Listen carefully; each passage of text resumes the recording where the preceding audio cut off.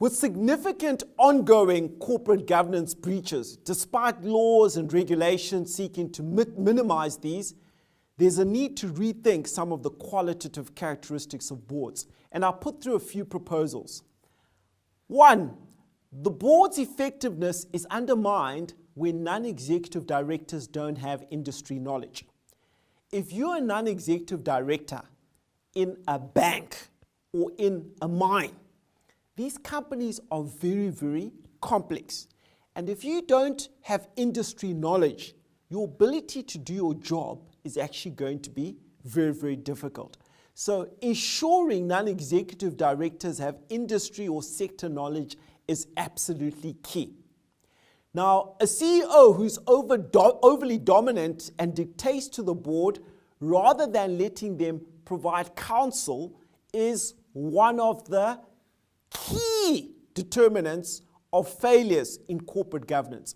So the type of leadership in terms of the type of CEO that is chosen is absolutely key.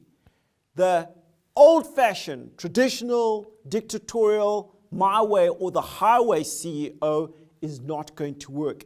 You need a much better quality of CEO.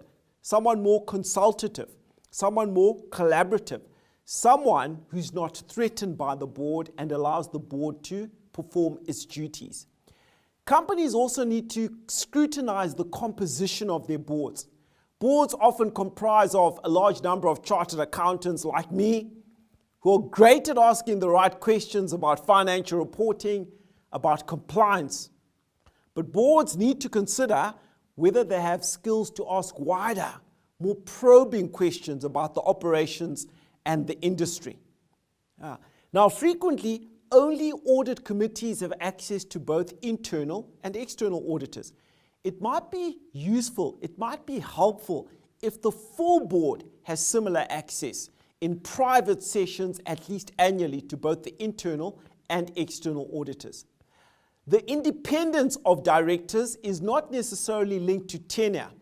However, tenure is something that should be thought of long and hard. Though long tenure is useful from an experience point of view, it should be balanced with the need to have fresh eyes, providing a different perspective. So the regular rotation of board members could be advantageous. Now, considering the complexity of large companies, board members should be limited to serve on, say, a maximum of 4 boards.